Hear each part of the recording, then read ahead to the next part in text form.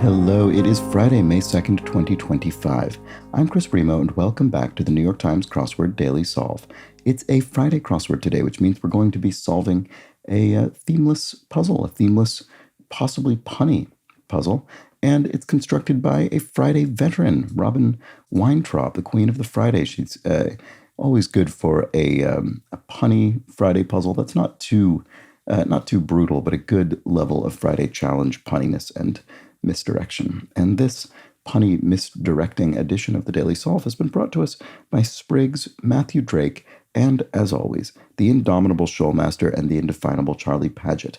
Thank you so much to the four of them, benefactors of the Daily Solve Patreon campaign, for their generous support. They, of course, sustain this channel. They keep it going week in, week out. I'm very grateful to them for that. Thanks to those four, and thanks to everybody who supports the channel via Patreon. If you would like to do so yourself, you can head to patreon.com/dailysolve or click the description field link where you'll find the bonus videos available to patrons. And for benefactors like that collection of folks I just mentioned, there's, of course, the official mug, the Daily Solve Let's Check the Crosses mug. Thanks again to everybody who supports the channel in that way, as well as to those who support the channel by subscribing on YouTube, which is also a big help. Thanks if you do that. And finally, there's the Daily Solve Discord chat server, a nice friendly chat community linked in the description field. Do consider checking it out. All right, let's get on to today's crossword by the aforementioned Robin Weintraub, who's constructed several dozen puzzles for the New York Times, including a probably disproportionate number of Friday crosswords for which she is well regarded. It was edited, as always, by Will Shorts. It's a themeless Friday crossword. Let's start solving.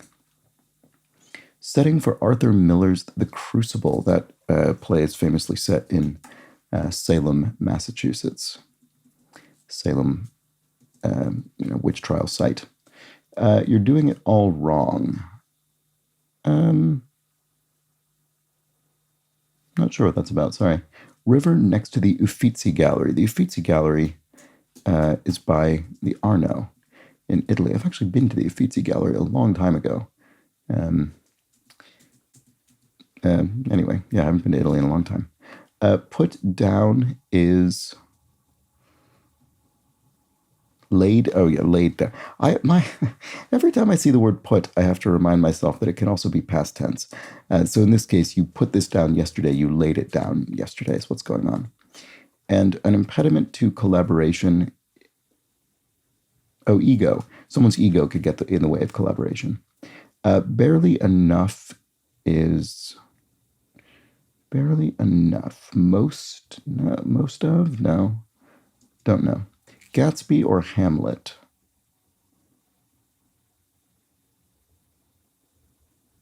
They're both titular characters. Trying to think. They're both sort of morose in a way. Or at least they both can be. Gatsby makes a big show of not being so, but he kind of is. Sorry, I can't see what this is. It'll probably seem obvious in retrospect, but I'm not sure. Sides of circles. Onion rings? Yes, actually, I think that's right. That's a good Friday clue. Yes, sides in the sense of side dishes. Onion rings. Oh, that's really good. I've never seen that one before. You're doing it all wrong. Stop. Oh, maybe that's what it is. SEAL team, pod, yes, a pod of SEALs. There we go. So you read SEAL team and you think maybe it's referring to the U.S. Navy sort of special forces group, but no, it's a pod of SEALs, a group of SEALs, the animal. And then Gatsby or tragic hero. There we go. And do bear in mind, because we're saying it's Gatsby or Hamlet, we're only referring to a single one of them. So it's a singular answer. Tragic hero, singular, not heroes, plural. Okay, so stop was correct. And barely enough is... I just can't see what that is. Minutely? I don't know. Sing like Perry Como or Mel Torme. Perry Como and Mel Torme, both classic crooners, that sort of mid-century smooth crooning male voice. No need to respond right now. This isn't... No, I was thinking something like this isn't urgent, but I'm not sure what that would be that would fit. Natural incubators, hens incubate their eggs. And bit of energy and of the word energy. Oh, that's good. That's very clever. I haven't seen this before either, I don't think. How have I never seen this before? Maybe I have and I don't remember. But yeah, bit of energy is an erg, the unit of measurement of energy. And then of course it's also a bit of the word energy. That's very good, concise pun. Or not pun, but sort of a little bit of wordplay. Well, blank, segue. Well, then, you could say, to sort of segue to just connect on to another topic. No need to respond right now. It probably is this something, but I don't know what. Oh, no, maybe it isn't, actually, because this doesn't look... Chloride and oxide for 2. We'll need a plural word, which probably won't end this way. Right, interesting. Chloride and oxide for 2. Ions, probably? No need to respond right now. Oh, think about it. Think on it. Think it over. There we go. That's what we're looking for. No need to respond right now. Think it over. Good. So barely enough. Oh, minimal. You put in minimal effort. Barely enough. Right. I see. You put in just the bare minimum. So someone running unchecked might be running amok. And if one makes a snack of, one noshes on. Fates. If you fate someone, you... oh, well, no, it could be fates as a noun, actually. Like parties. Honors, yes. Oh, okay, it actually was the verb. It was my first thought, yes. If you fate someone, you honor them. Okay, and then Swedish actress Lena Olin, the famous actor. And then blank seeds, ingredients in pickling. Celery seeds, I think, are used in often a sort of common flavor element used in pickling brine. Sci-fi remakes are clones. There we go. That's a good, solid, not too tricky pun. So remakes of people or other creatures in science fiction might be clones. There we go. So a grouch is a... I don't know. Can you grouch as a verb? I don't think so. I'm grouching about that now. You could say I'm grouchy or I'm a grouch, but just trying to think of the different parts of speech this could be. Dolly of Hello Dolly. I've actually never seen Hello Dolly. I don't think, anyway. I don't remember having seen it. I don't know. I'm not sure offhand. This might be something that makes sense to me when I see it, but I don't know offhand. Not settled. If you're not settled... Well, it could be you not being settled, or it could be a topic not being settled. It's open. It's an open question. It's not settled. Lincoln Center's former... Oh, Avery Fisher Hall. Yeah, I know that. Former. I don't remember why that's former. Avery Fisher Hall. Is that not... Did they rebuild it or something? I can't remember the situation with this, but I definitely know Avery Fisher Hall. Okay. Grouch is... Dolly of Hello Dolly. Watch after all that, Avery's wrong. Containers at airport security are bins. You often put your things in a bin to go through some kind of X-ray machine. Grouch. Oh, crab. Yes, that person's crabby, grouchy. Okay. And then Dolly of Hello Dolly. Levi. It may have pluses and minuses. Oh, report card. Okay, yeah, a student might have a report card with pluses and minuses, so I think that is Levi. Okay, so that, yeah, doesn't necessarily ring a bell for me, but as I say, I don't think I've seen Hello Dolly, so. Is that an amazing offer or what? How can I resist? There we go. That's a nice long answer to get in, always helpful.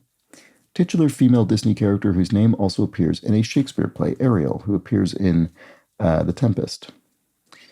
Is it Ariel with an E or an A? I think it's an E. Crushed. Yes, if you crushed a test, you aced it. There we go.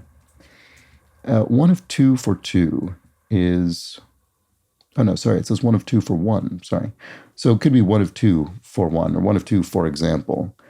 So yes, actually, I think that is what it is. So 1 of 2, for example, would be a half of something. Or a half of a group or something. A brand that once offered an uh-oh variety. Is it Oreo? Is it... I mean, if you just asked me this in daily life, I wouldn't really have a guess about it. But because it's the New York Times crossword and we've got OR there, it could well be The Oreo, the official snack cookie of the New York Times crossword. Let's see if that works. To do something of interest could be to lead, as in you interest people? Or no, it's not. It's lend. It's good. It's more of a Friday clue. It's more of a pun. We're doing something of interest. We're lending money and then charging interest on it. So that's a good simple bit of slight misdirection. And then best someone, but just barely. To win by a nose could be. It's often used to mean that. And then a modern car accessory, a fob, right, which you might have a car with a sort of keyless ignition fob. Yada, yada, yada. You get the idea. Yes, that's what it is. Good. Okay, how can I resist? You get the idea. Those are somehow sort of nicely paired in the sense that they both feel very much within the same conversational register, if you see what I mean. But get a similar level of informality and commonality in speech. Transfix. To transfix someone might be to rivet them. There we go. That's what it is. And titular, oh, right. Titular male Shakespeare character whose name also appears in a Disney film. Oh, was that exactly the same? Oh, right. Look at that. Amazing. Titular female Disney character whose name also appears in a Shakespeare play. And titular male Shakespeare character whose name also appears in a Disney film. Sorry, Shakespeare. Oh, right. It's the other way around. I see. I guess you could have done it either way, but no, you couldn't have. Titular female. Oh, I see. Yes, because in this case, Ariel is the titular Little Mermaid, right? Whereas in this case, Timon is the titular character in a Shakespeare play. What is that? Timon of. I can't remember, but anyway, the character is the Timon. I don't remember what animal it is, but from The Lion King. So there we go. And concrete example of rotational forces and fluid dynamics, cement mixer. Yeah, that's very good as well. A concrete example of rotational forces and fluid dynamics. So you read that and you think it means a solid example or a sort of classic example. But no, it's an example that literally is used to lay concrete, a cement mixer. That's just a very, very good clue. It's a good collection of words and a clue. Like straw baskets are woven. Oops. And concerns of the Paycheck Fairness Act, a wage gap or wage gaps, probably plural concerns. So Paycheck Fairness Act. I assume that this could. I guess I don't actually know what sort of presumably demographic characteristic this act refers to, whether gender or maybe other protected classes. I don't know, but something along those lines. Be wage gaps on those grounds. And then literary bird with a one-word vocabulary, apparently. Oh, raven, of course. In the classic Edgar Allan Poe poem, the raven simply continues to recite nevermore.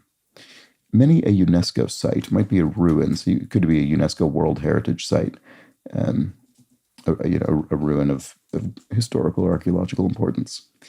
And then more inclined to recline. Someone who's more inclined to recline, to sort of lie back, might be a lazier person. And then much of northern Arkansas is the Ozarks, to which I have never been, but I've at least heard of them, certainly. Malaysian state or island. Oh, Penang? No. Is that right? Blank tender, legal tender. Shawarma wrap. Yes, that was right. That was right. Penang's a Malaysian state or island. Okay. And then shawarma wrap is pita bread. And then Sikorsky or Stravinsky, Igor Sikorsky or Igor Stravinsky. Who's Igor Sikorsky? That sounds familiar, but I can't think. Igor Stravinsky, certainly the composer of the Firebird and the Rite of Spring. Maybe Sikorsky is also a composer. I can't recall. It's a piece of work, could be a task to do, and they might be red or blonde. You could have a red ale or a blonde ale as beers. Okay, to nobody's surprise, I don't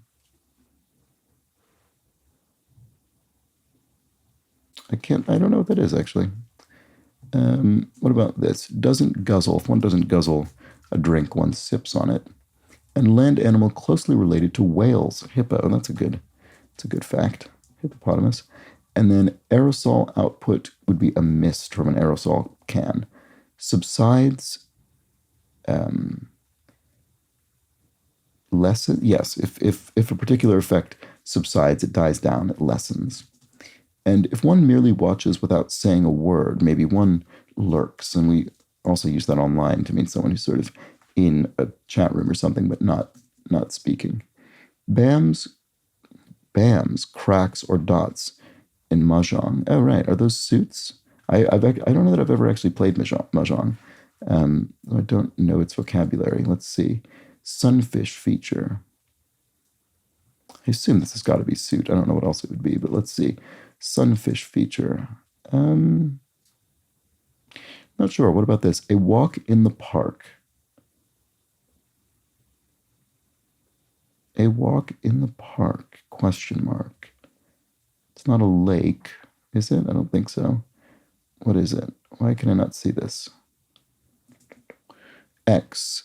It could be chi, the Greek letter. Oh, a walk in the park is a hike.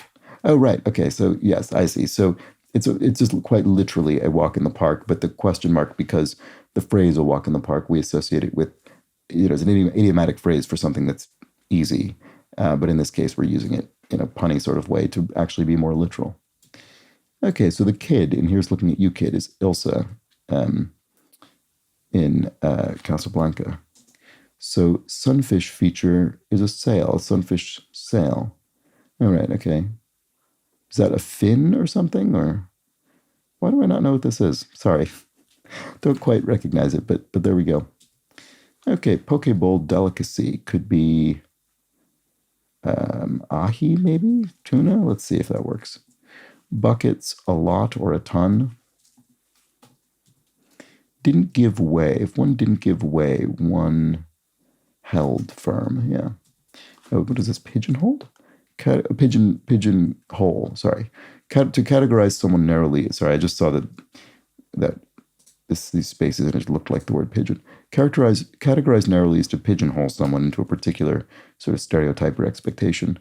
Every month has one. Every month has an Ides, which is often the 15th of the month, but not always. Okay, so buckets, right, a lot or a ton. To nobody's surprise, as I expected. There we go. Okay, as I expected, this has been a very enjoyable crossword. Super Monkey Ball brand. Oh, no, wait, sorry. Ace expected. Sorry, I completely did that. Was completely wrong. It's simply as expected. It's not as I expected. Right, okay. And then Super Monkey Ball brand is Sega. That's a video game series. And then 1 of 12 on a Euro coin star for, I guess, original. Is it original Eurozone members? I think so. I'll have to look that up to be sure. And then early instruction in canine obedience school would be sit. That makes sense. It would be an early thing to teach a dog. Mandy Patinkin's role in Evita. Oh, he must have played Che Guevara. I've actually never seen any version of Evita, either stage play or film. But anyway, that must have been the case. Okay, wires say would be sends money, and then buckets of something is a ton of it. So there we go. That is a good, solid Friday puzzle, as we'd expect from this experienced constructor, Robin Weintraub. Full of sort of little puns and misdirection, but nothing really sort of unmanageable. Didn't have, in fact, yeah, how can I resist? Didn't have huge pockets of resistance throughout the puzzle. Just sort of went through it at a good, solid clip and enjoyed the clever bits of wordplay. What were some that I particularly enjoyed? Sides of circles, I think, was one of my favorites for onion rings. I think that's very clever. And I liked the pair of Disney/Shakespeare names that were adjacent to one another and sort of swapped in which one was titular to the Disney work versus titular to the Shakespeare work. And the cluing, that was a very nice pair of clues there. And to do something of interest is just a very nice, simple pun Um, what else do we have here? Yes, this one I like in its elaborateness. I really enjoy this. Concrete example of rotational forces and fluid dynamics. It's incredibly clever because you read this and you think it's going to be something about physics. And I suppose in a way it sort of is, but really it's just referring to these physical effects within a cement mixer, and the concrete doubling up meaning is a great touch. It's very good. I mean, I question whether this one even needs a question mark, because to me, the question mark is only really needed when the clue is involving a sort of idiomatic phrase that the constructor is signaling doesn't need to be, or in fact shouldn't be interpreted that way. But this is such a long clue. Concrete example of rotational forces and fluid dynamics. I mean, to me, there's enough going on there that it doesn't really read as a single idiomatic phrase. And I don't think it needs the question mark. But I'm also not privy to the style guide of the New York Times Crossword. I don't know how Will Shortz makes these determinations. That's just my interpretation of the question mark. But anyway, there we go. A really good, solid Friday puzzle. I enjoyed that. I hope you did as well. Let me know in the comments or the Discord chat server. And I'll be back tomorrow for another themeless puzzle, a Saturday crossword. Could be a trickier one than this. That's often what happens on Saturday. So do join me for that. But until then, please do have an excellent remainder of your Friday. Take care.